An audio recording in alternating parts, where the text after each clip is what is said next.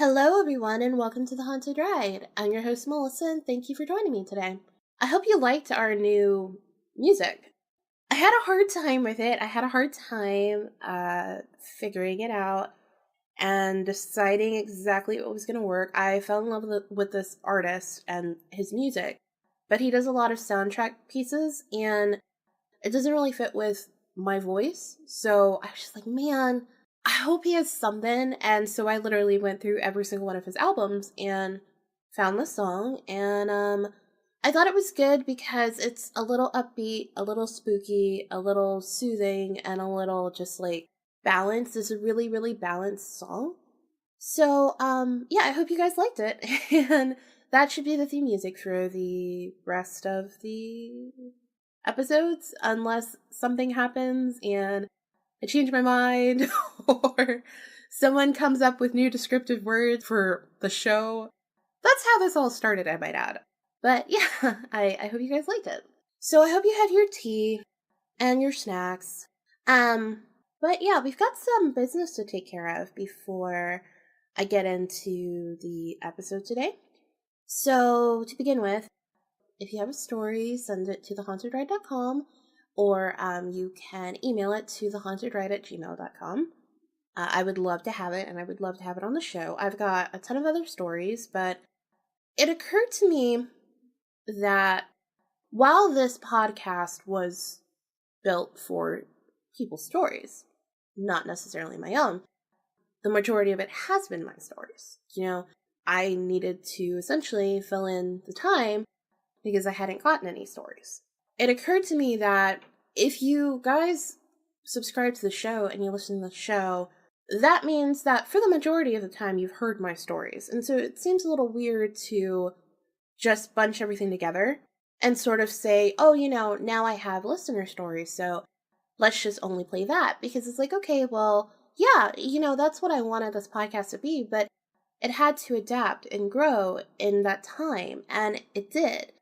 So I've just sort of decided to cut up the episodes a little bit and not just only have listener stories when I have them, but sort of spread them out. So today's episode is actually going to be some of my experiences. I actually have a sort of funny one and one that's kind of creepy. It is the latest thing that's creeped me out. I don't really get creeped out by much, but this happened. And it did it. So this episode will be my stories, and then I believe next week's episode will be some more listener stories, and then the week after that, we're going to do a poll to see what do you guys want to listen to as far as a mythology episode. What do you want the next one to be? It'll be posted everywhere. It'll be all on the social media. I'm on Twitter at Haunted Ride, Facebook and Instagram on The Haunted Ride. I also have a Pinterest on The Haunted Ride. The YouTube is The Haunted Ride. And then, of course, the website, thehauntedride.com. So if you are following or subscribing or any of those things, and I will even post a link to the poll in the episode that comes out right before it. That way everybody can take part if they want to, and it'll be a really cool way to also kind of get your feedback on what you want to hear. But the other thing that I needed to talk to you guys about before we actually get into the episode is I really had only planned to say something about the spiritual and paranormal advice and that it's going to be a service on the website in last week's episode. But it occurred to me that if someone was to listen to this week's episode or the following week's episode, they're not going to really know unless they look at the website. And I'm going to be honest, I love tons of podcasts. I really do. And because I have a podcast, I do follow them on social media, but I typically won't go to their website. But if I don't hear it, I'm not going to go. So I'm going to let people know about that every single episode. It wasn't my original thought, but I think that's sort of what needs to happen. So in saying that, we have services, the paranormal and the spiritual guidance. I've had a couple people actually sign up for it. It's been really great. They have a private email address that I email them from. We're talking back and forth, and my goal is just really to help people. I never really thought that this would turn into me being able to help people that way too, but I'm excited that it has, because that means that I can do something, I can somehow help and somehow maybe just make someone's day a little bit better. And that's really important to me. Also, we have our Patreon, and typically I would do a true crime episode in the middle of the month. So somewhere around the 15th or so of each month when it falls on a Saturday. But I'm having a really hard time with true crime right now. I still love it as a typical topic, but I haven't been able to listen or get into it or watch shows about it lately. It's just really, really hard for me. So I don't want to do research and try to make an episode that, quite honestly, it's going to be really hard for me to get through. So the episodes are going to change on Patreon. It's going to be just a general bonus episode. And this one's going to be me reading some of the grim stories. And if I have an experience or an opinion or something, I'll lump it in there to see if maybe, maybe they pulled some facts. Because sometimes fiction, there's some fact in it, right? But that's all the general business I have to get into. We're going to listen to a promo and our sponsor, and then we will get into the actual stories. And I hope you like it. Are you a true crime junkie? Do you talk about true crime with your friends all of the time? And are there cases that have stuck with you for so many years because of geographic or emotional closeness? If so, then welcome to Fatalities. I'm Elisa Lucas, and this is the podcast where I explore true crime cases over tea with the help of my friends. Because without tea, friends, and good conversation, there's nothing but darkness and chaos. So grab a warm cup of tea and join me as my friends and I discuss the cases that have struck a chord with us and the related issues that might help us understand why such horrible crimes have occurred. The podcast is dropped every other Wednesday and is available on such podcatchers as Apple, Podbean, Spotify, and so much more. You may follow Fatalities on Instagram, Facebook, and Twitter, but don't forget that Teas is spelled T-E-A-S, because here is where we spill the tea.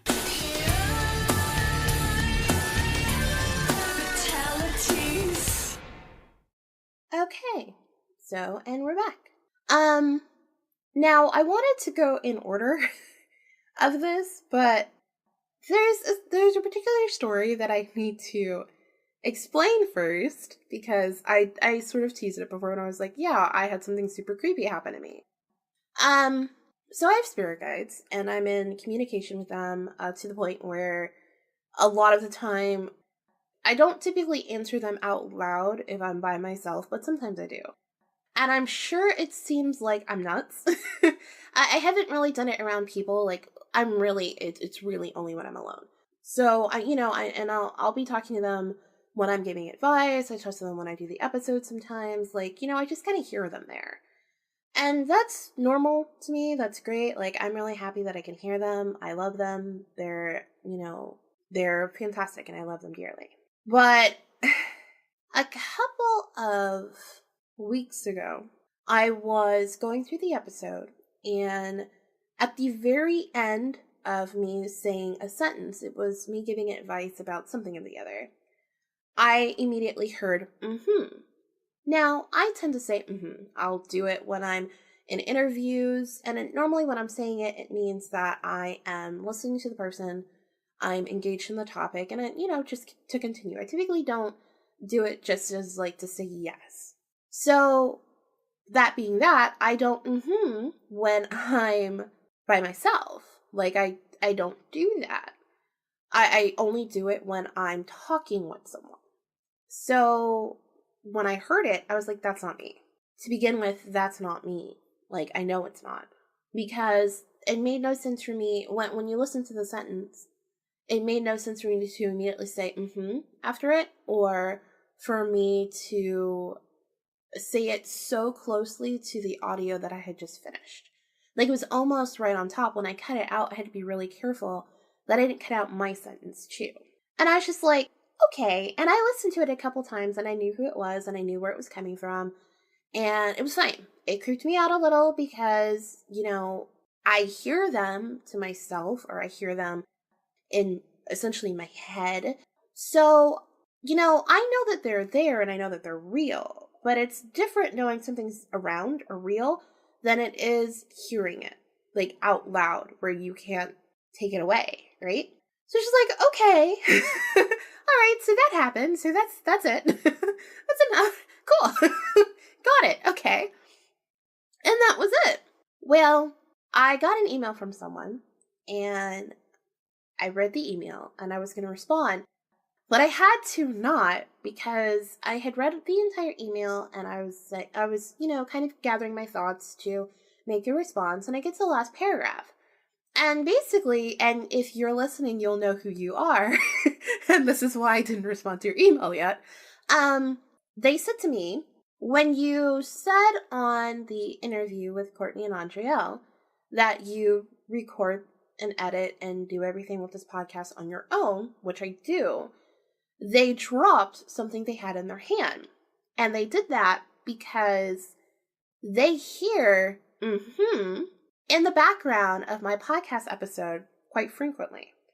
And they told me that they hear it when I'm sometimes making statements, almost like someone's agreeing with me. And apparently you can hear it so often that she thought there was another person that I was recording with.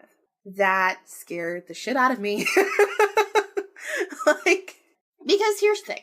Spirit guides, for the most part, typically, unless you're ignoring the fuck out of them, they don't really want to be brought up or noticed or completely discussed about with other people. I mean, some of them do, but if you're talking about older, more ancient, more powerful, even like deities that are currently guiding you around right now, they kind of just want to be there and then go out and do their own business. Like, sometimes they're okay with being talked about, but in my experience, a lot of the ones that I've spoken with, they were just there for me. It's a personal experience. It's not made to be public. So, to begin with, that's why I won't say their names out loud. I know who they are, and I know their names. I won't say them out loud. I try not to... I will say that, like, I've said numerous times, I have a spirit guide, but I won't say who it is. Because it's a personal experience, and they're around for me personally. And that doesn't mean that, if I wasn't listening, they might not go hop over to another psychic and be like, hey, yo, please tell her she needs to listen. It's not what it means. It means that they're guiding me. Having that relationship and that connection, it's very personal. I mean, think about, like, when you have a relationship with someone, right? You don't need to share everything that happens in that relationship, because if you do, to the other person, they're kind of going to be like, okay, but this is ours and this is private. And so that's the respectful boundary I have with my spirit guides and who's around. So to hear them outside of my own head is creepy enough. To hear them, to find out that they can be heard so often that someone thought I was not recording by myself. And also to the fact that they're agreeing with certain statements, it's almost like they are literally having a dialogue with me, and because they are so close to me, my microphone is picking it up. It was actually really awesome after I got done being creeped out about it, because that means that they are using this medium with me to also assist someone else. When I listen back to every single episode, and if I hear it in there, then yeah, I'll cut it out. But I don't hear it. And I don't listen to every episode with headphones on. So perhaps then I might hear every single one. So I kind of feel like perhaps they are doing this when they know that someone will eventually end up hearing this episode, and they need to understand and be guided through the same thing. And that is their way as a medium to connect with that person as well without having to leave me to do it. So they're just being extra helpful, really. But it was still fucking creepy. It really was. So now that I sort of hopped around, and that happened a couple days ago. But I've got experiences going back about 3 weeks or so. So let's get into them. One of them I discussed on the interview episode with Courtney and Andrell, but I decided to just talk about it here because I wrote it down. But it was really fucking weird. I was driving on my way to work, and there was a car who was driving erratically in front of me.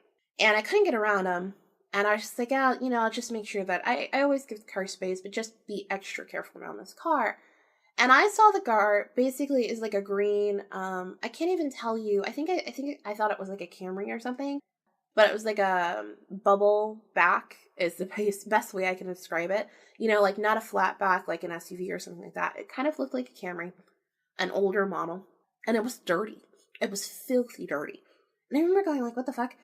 And I remember the license plate was from Arizona. I even remember part of the license plate number right now. And I remember thinking that the person driving it was a guy. Now, I was behind them and I was staying away from them, so I never got around them or never got past them or never got to the side of them. So there's no way for me to know for a fact that it was a guy, but I can tell you what the guy looked like too. So now I am behind this car almost my entire way to work, which is about a 30-minute drive, a little bit over. And I was behind this car almost the whole entire way, at least probably 10 minutes or so into the ride. And then it was like, now, to describe my state of mind, I was extremely exhausted. I was really tired, and it is easier for things to happen when I'm really tired because I'm kind of in that in-between place. So I kind of just like almost woke up a little, which was weird because I wasn't sleeping, I was driving, and I knew I was driving and I was paying attention to that, but it felt like I had just woken up a little bit. And the car is not there. And I'm like, where did that car go? It didn't move to the side. Where it disappeared, there's no exit. There's no place for it to move.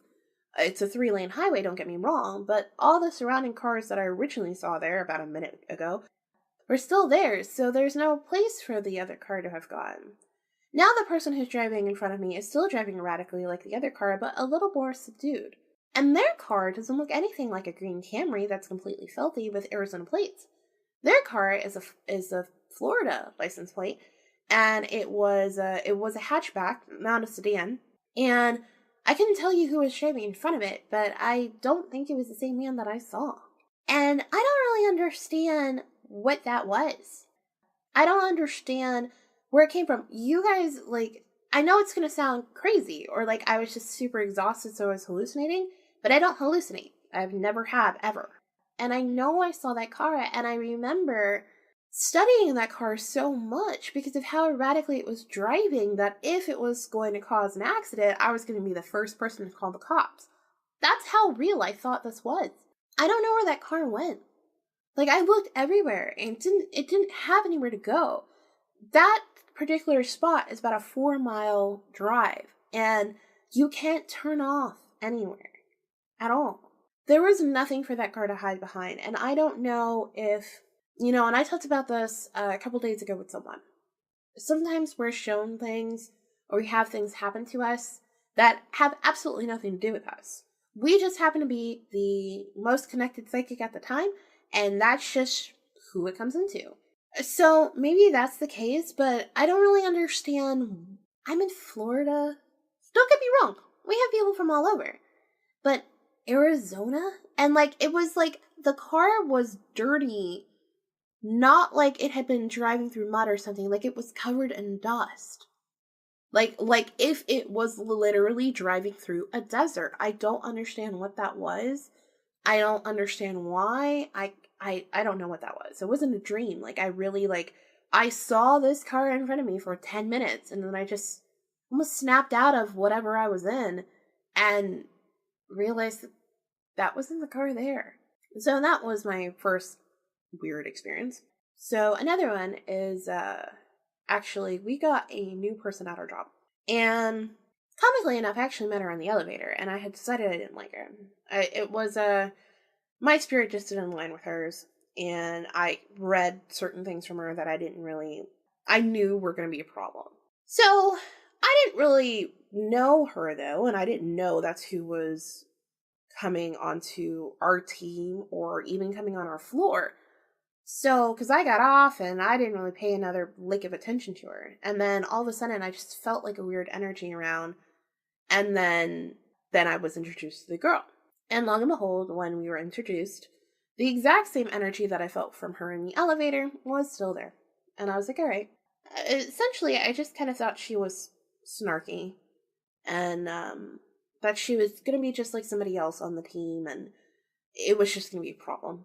So there's another girl on our team who, she's also empathic, and I know she believes in ghosts, but we don't talk about stuff like this, and I don't think she knows to call herself an empath, but she's definitely, very empathic, and I wish we could have that conversation so that maybe I could help her a little bit, because I know sometimes she has a hard time, but I don't think she's ready, and I don't think she's at that point. But comically enough, she sent me a message, and she was like, so, what do you think about the new girl? And I said, I think she's going to be snarky. So, girl goes over and she meets her, and she's like, well, she seemed nice to me, and I was like, oh, that's good. About a week and a half goes by, and all of a sudden I get a random message, and the message is, she's just like this other person. And she said she's snarky, and a whole bunch of other things. I was like, oh, I was right. I was like, so I said to her, I said, what happened to she seemed nice? She goes, she did that day. So, not to seem like a bitch about her or anything. So it was just, these are the moments where I talk about my empathic abilities can be helpful. And I hope that anyone who is an empath gets to this point where the ability to be able to read people and to absorb that information, they're able to use that as really all it is, information. They're able to help themselves if they see fit. So in this case, I'm able to help myself in going, all right, this is what's going on. This is how it's going to be. I know that without even having a second or third word with this person. And I know not to expect anything else and to always keep that in the back of my mind. And so if they act or react in any certain type of way, I know that's where this is coming from. It doesn't mean that I think they're a bad person or anything like that, but it means that it's almost like understanding someone's genetic makeup without studying them. That's sort of what being an empath can be. It's like we all have different emotions that come in and come around us every single day, but we have a core of a personality. And if you're a psychic and you're an empath, it can be able for you to understand the core of that person's personality outside of the emotions they're feeling that day. And so that'll help you align yourself when you're around that person. So it can be a really, really good thing. And I hope that every empath is able to kind of get to that point where it's not just about absorbing other people's emotions and, people think you're the bad guy because you sometimes have to take a break away from them because they are too energetically and emotionally tiring for you as an empath because you're constantly taking their emotions and putting it on you. So I just hope everyone can get there. And I hope in the episodes as they go on and as I share my experiences that perhaps I help you guys get there too. Now, this next experience was actually really funny to me. We were coming back from a team outing, and there's a particular girl who likes to smoke. There's 2 people who smoke in our team, and I don't like the smell of smoke or to be around people when they're smoking. It's just my preference, right? So we're walking and we're talking, and I don't really realize she's pulling out her stuff to start smoking. I just see that she's digging around in her purse. She pulls out the lighter and cigarette. I was like, oh shit, I don't want to be around this. And I'm trying to speed up walking, but she still wants to talk with me. So when I'm speeding up, she's speeding up. And I'm trying, I don't want to be a jerk and be like, can you please not smoke around me? But I really don't want this anywhere near me, which is why I'm trying to speed up walking to get away from her. And she's not taking it. So she starts trying to light her cigarette, and I just keep thinking to myself, I really don't want this person around me. I really don't want to smoke around me. Like, I just really, want to get away from that situation. Like, please don't smoke around me. Like, that's just what I'm thinking to myself, right? So she keeps trying to light her cigarette, and it's not working. She keeps trying. Now, it had been extremely windy outside, but during this moment, when I'm sitting here and I'm thinking to myself, like, please don't let her light her cigarette, like, please, I just don't want that smoke anywhere around me, etc., etc. Or, if I could get away from her a little bit before she starts smoking, like, that would be great. I just really don't want that around me. And as I'm thinking this, the wind picks up hard, like, hard as hell. So she's trying and trying and trying to light the cigarette, and now she's getting frustrated. So when she starts getting frustrated, she stops walking. Meanwhile, I take this as my opportunity to walk away from her. So I'm now, as I'm walking away from her, though, I kind of laugh, and I turn around and I said to her, this is a sign from the universe that you need to quit smoking. And her response was, well, fuck the universe, I need this. So she keeps trying to smoke the cigarette, and I am, getting further and further away from her. And She's now hanging back behind the group, and she's been trying to light the cigarette for at least 5 minutes. Meanwhile, the other person who was smoking was super far ahead of us, and he's like, hey, come here, I got you. And she's like, no, no, no, I'm gonna get it, and she still can't get it. So I get essentially like, I don't know, at least like 5 car lengths away from this girl. And she still cannot light the cigarette. And finally, she hangs back by the trees. Because there's where we had just walked to the destination we were going to have lunch and walked back, but that meant that we had to cross our entire parking lot, which can fit probably like 1,000 cars. So that's sort of lengthwise as some sort of reference. And the lining of our parking lot is a whole bunch of trees. So to get to the restaurant, we had to cross the trees and then walk behind the restaurant, come around the side, and come in. So she's now all the way back there, and I'm now 10 lanes of cars in front of her. So that was when she was finally able to light her cigarette. Now, do I think that I somehow made it so she couldn't light her cigarette? No. I think I put so much intent into that I just tapped into a little bit of my magic. But it was really funny when I came inside, and I wasn't even thinking about that while I was there, but then it sort of hit me, and I was like, oh shit, she couldn't smoke when I was around her at all. We had to be super far away from one another for her to even get her cigarette to light. Around this time, I think this was around spring, so I got a new spirit guide, which was really cool. She just really helped me get in tune to be able to listen a little bit better. Because sometimes it's really hard to listen. Like sometimes, because like, I have my own intuition. And then all of a sudden I'm being guided towards something, and it's like, oh, sometimes it goes against what I'm thinking is best, or I don't ask the question the right way. And so I may not get the right answer. And she just kind of helped me figure out how to do that correctly all the time. And I'm going to share one more story. I woke up one night, something else woke me up. And I realized I hadn't put on my shield, and I realized I wasn't completely alone in my room.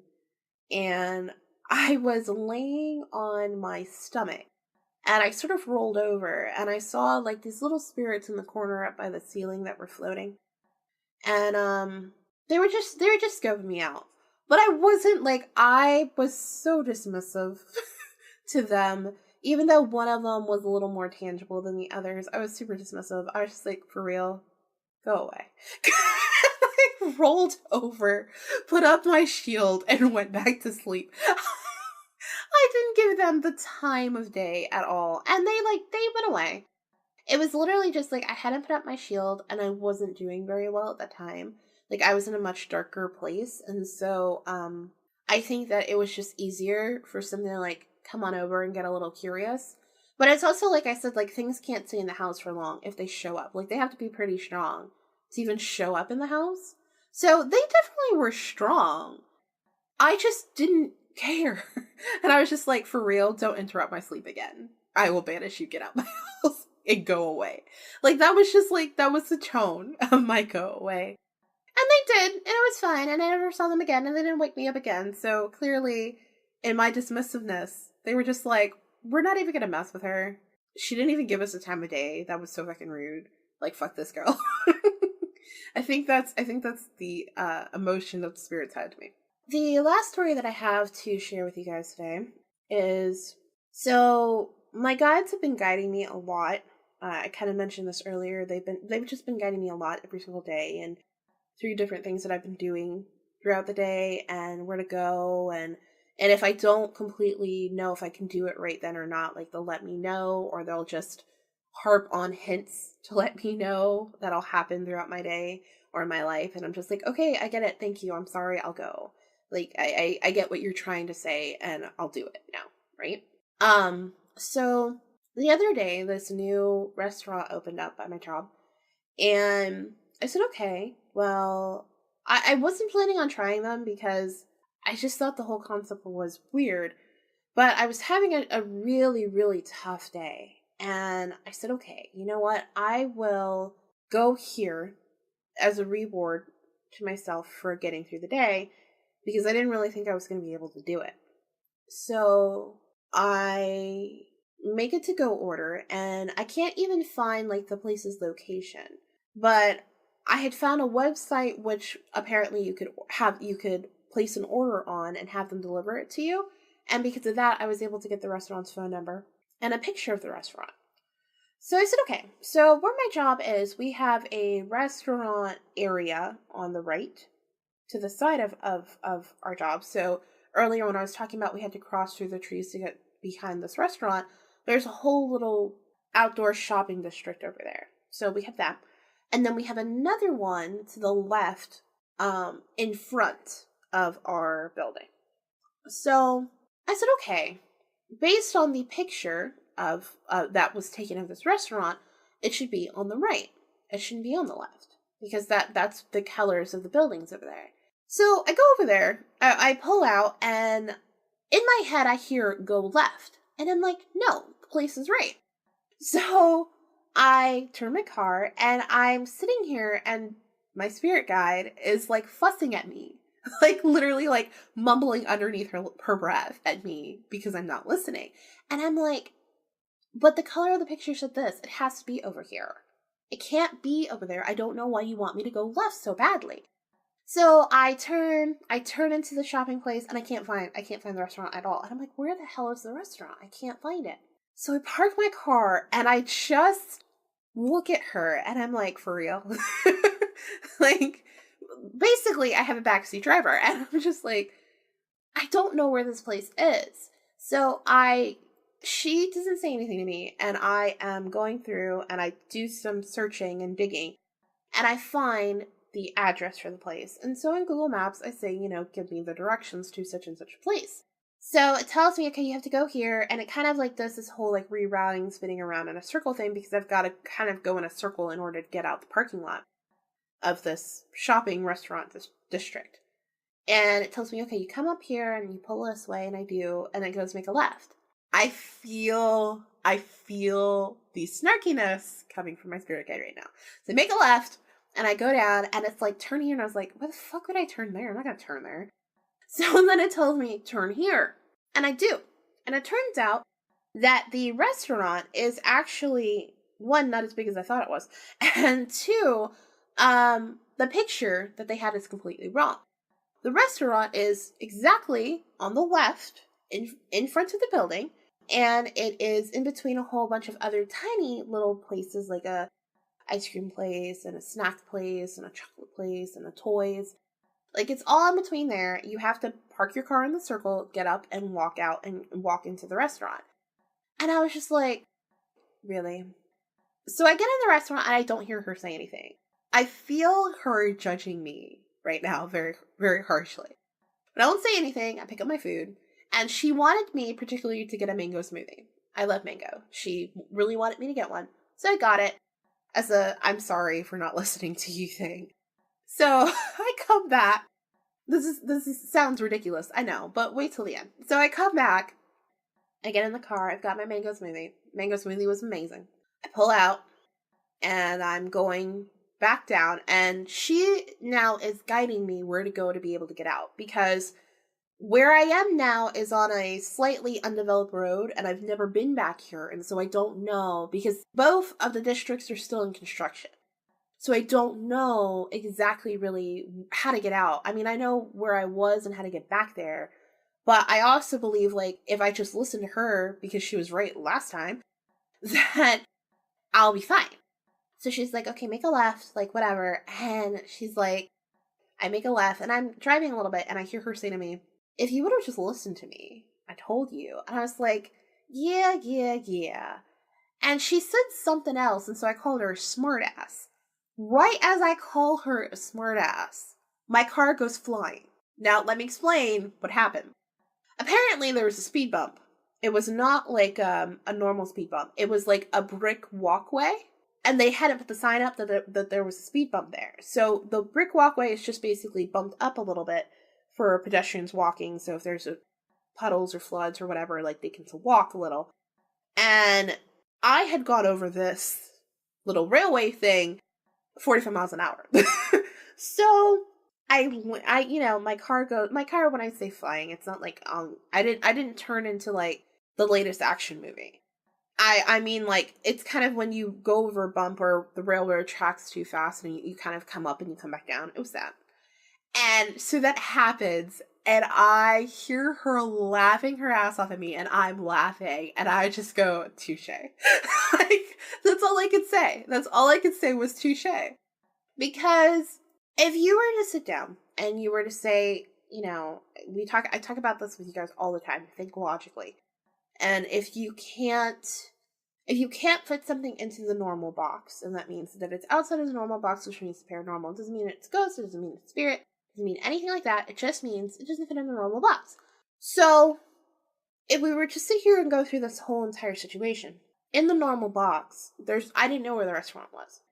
There was no reason for me to think it was going to the left. Like I said earlier, I thought it was going to right, because based on the picture that was there for the restaurant that just opened about a week ago, they're saying that they're in the district on the right, which is blue and white buildings, not on the district on the left, which is just all white buildings. Not there. It was clearly colored in the blue and white that is of the other shopping center. Additionally, I would have never thought, oh, let me go not only left, but all the way back behind the entire fucking development, because it's all the way in the back.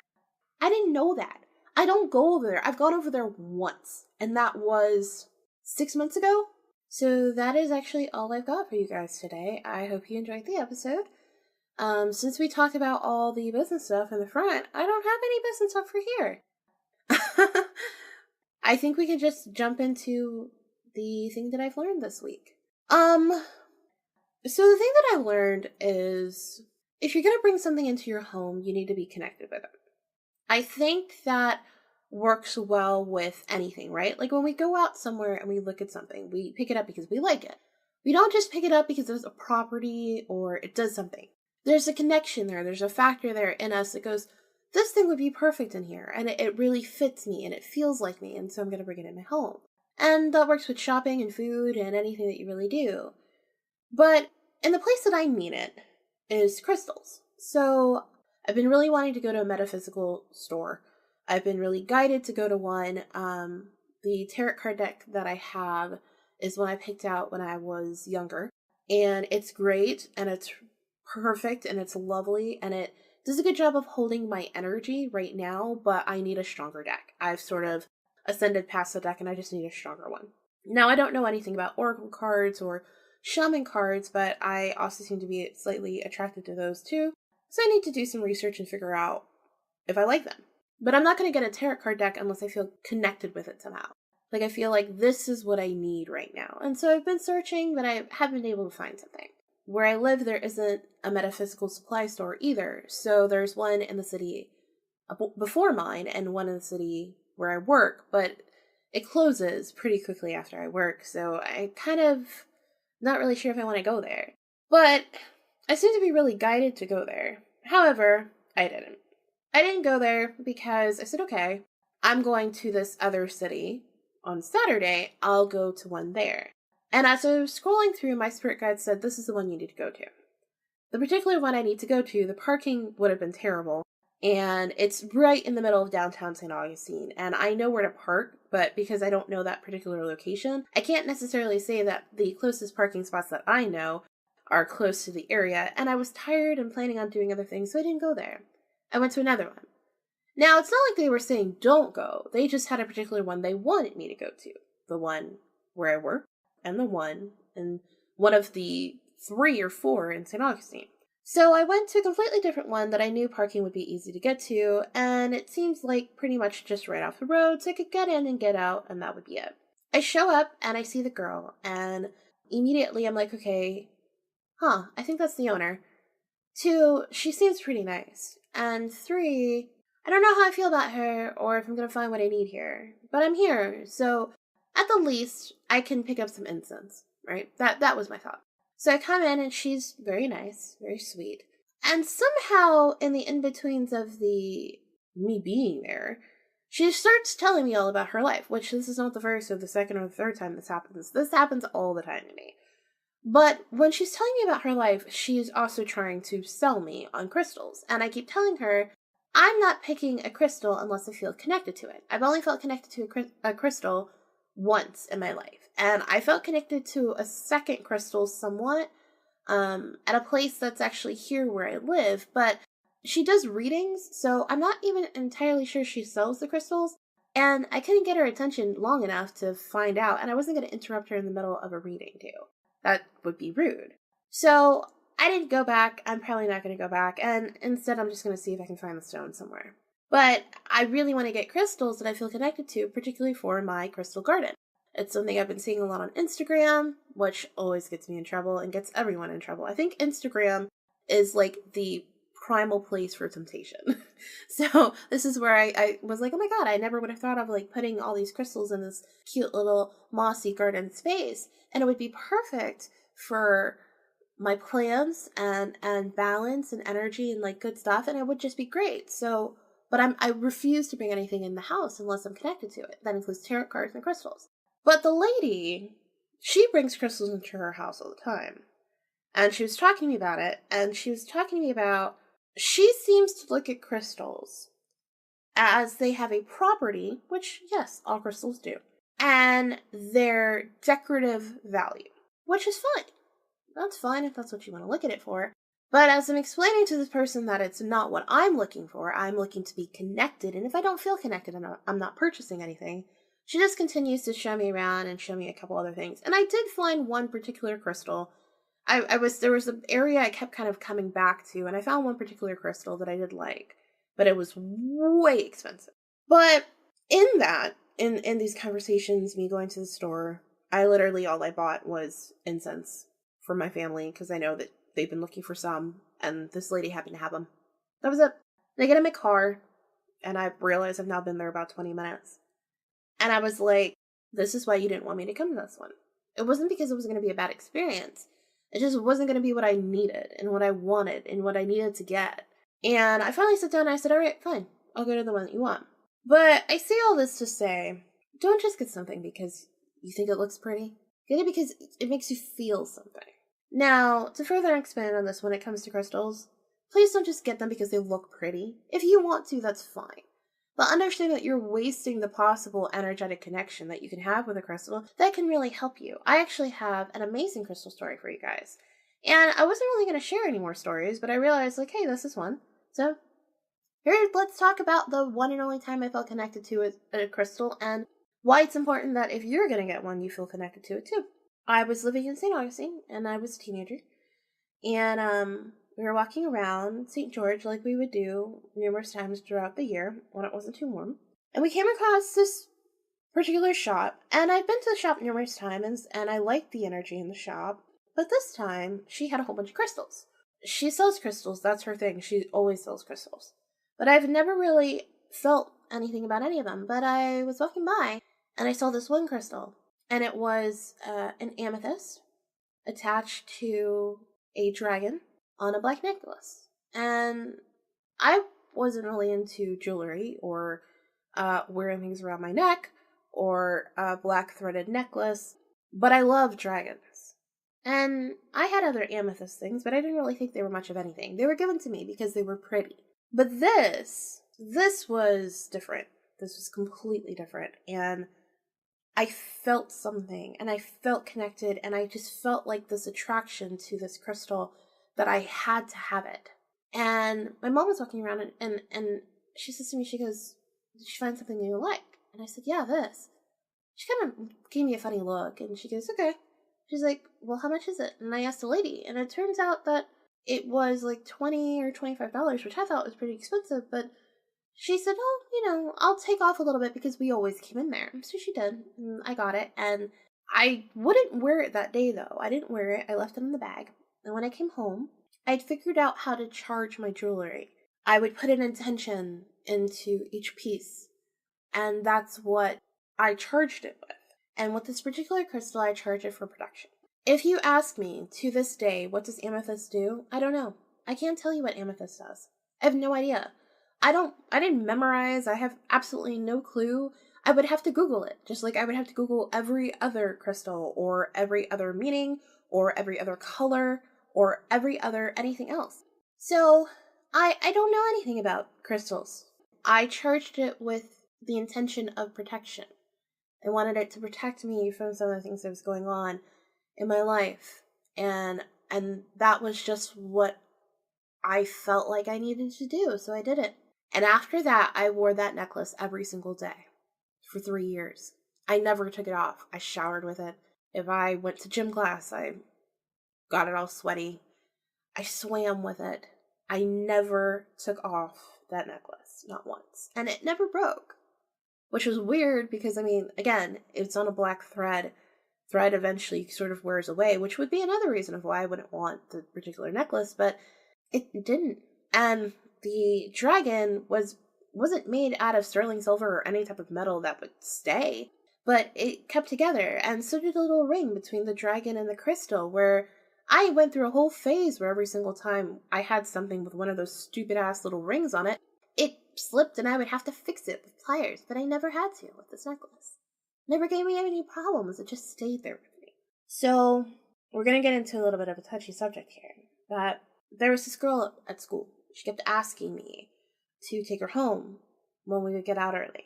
Sometimes I would tell her no, but I had a really difficult time because I would feel bad.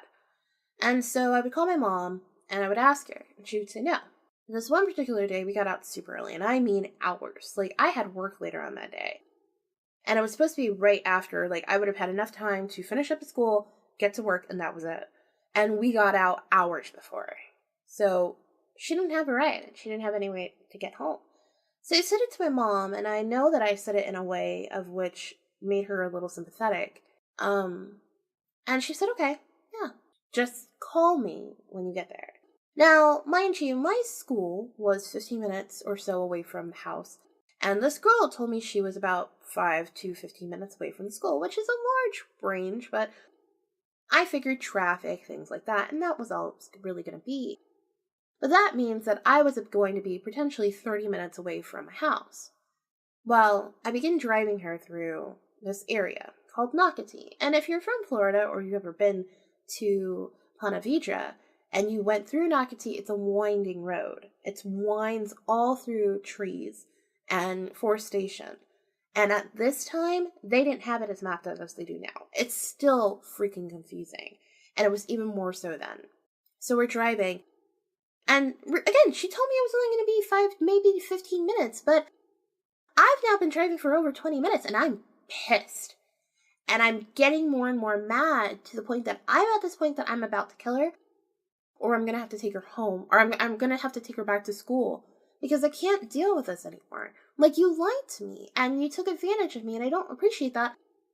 And I don't know how to get home. Because we don't have smartphones at this time. There's no GPS.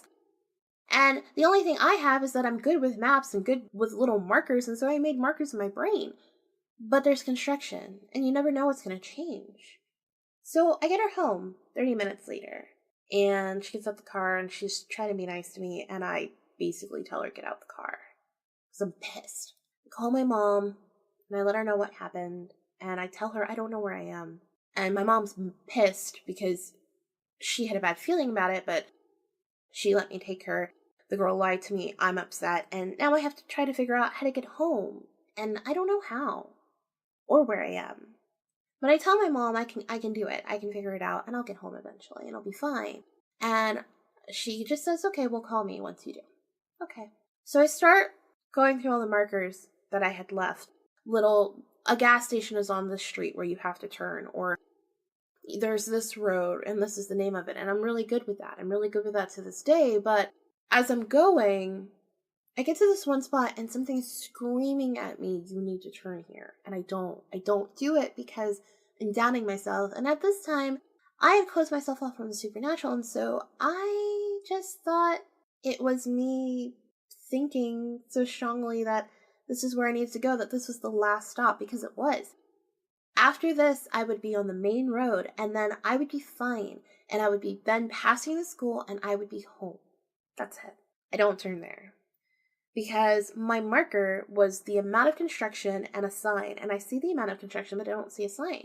And I'm thinking, well, it must not be this one. Maybe it's one down or something like that, right? So I keep going and I begin to go down this extremely windy road. And I realize, oh no, that's exactly where I was supposed to turn. They had just taken out a sign for whatever stupid reason. And that's it. So I go and I decide that I'm going to turn into this like little apartment complex, come around the parking lot, come back out to make a U-turn, and then I'll be back on my merry way and that'll be it. And there's a couple cars behind me who are pissed because I'm going super slow because I'm planning on turning, and I also don't know where I'm going. And now it's started to rain, and I put on my headlights, and somebody tells me there's a car, but I can't see the car. I don't see it. I don't see it anywhere. And it tells me to be careful, but I don't see it.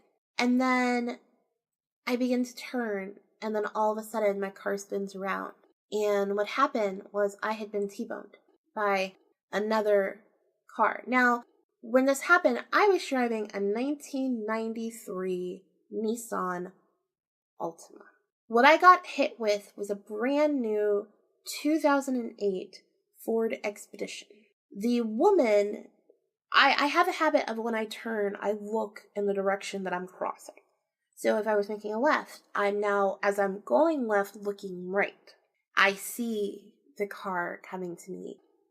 And she doesn't brake until she's right against me. And I am pressing the gas as hard as I possibly can in the hopes that I can clear her. And I don't, and that's why she hits me.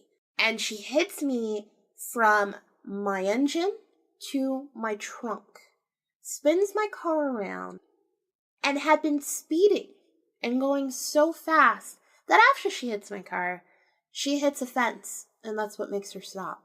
It's the same fence as the complex, just probably 200 feet down. Now, it turns out that the speed limit was 35. I was doing 30, and then I stopped to turn. The woman had come around this winding road, and it literally wound and curved right at the complex. So there was no way for me to be able to see her to begin with, even though I had checked and waited, and because something was screaming at me, there's a car, and I don't see the car. Additionally, there was no way for her to stop because she had been speeding. She was doing 60 miles an hour. She would only brake when she'd curve a little bit and then speed back up to 60. So every single car seat in that car was smashed. My car looked like if it had been put in an impound and impounded. And the only seat that was okay was mine. And I didn't remember anything. All I remembered was knowing that I can't go to sleep, even though I was suddenly extremely tired. And when I was sort of fading into like an out of consciousness, for some reason I thought this woman had a baby. And in my mind, oh my god, the baby. That's it. So that force of there's a baby made me get out of the car, made me go see this woman who, her car was fine. She was fine. Had never come over to see if I was okay. She was just angry. That was it. She never came to check on me to see if I was okay. And I said to her, I said, are you okay? Is your baby okay? And she looks at me and she's like, I don't have a baby. And I was like, and she's like, I don't have a baby. And I'm calling the cops. And she's pissed off at me because it's my fault that I have caused this whole accident. And perhaps in the terms of the law, yes, I was turning, she was going straight, so she has the right of way. I don't. But when you play in the factors that you were speeding, it had started raining, our cars were parked in the exact same way that they were when they collided.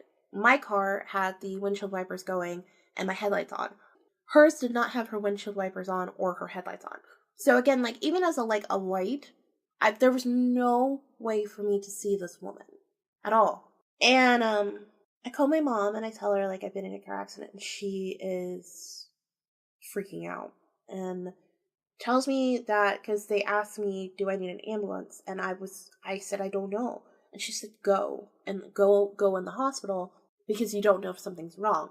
And it was a whole thing. So I'm in there for a while. They do a whole bunch, and the paramedics were laughing at me in the ambulance because I'm sitting there and I'm trying to remember things because for some reason I'm having a really hard time remembering. And I was like, oh, I have to go and work today. I was like, how are they going to know that I'm not going to be there? And the paramedics were like, ma'am, they'll be fine. And I was like, no, I need to call my job. They have to know. Like, that was my concern. The funniest things were my concern. One was a baby, and then two was that I was going to be out of work because of what happened, and I needed to make sure they knew so they didn't get upset. That was it.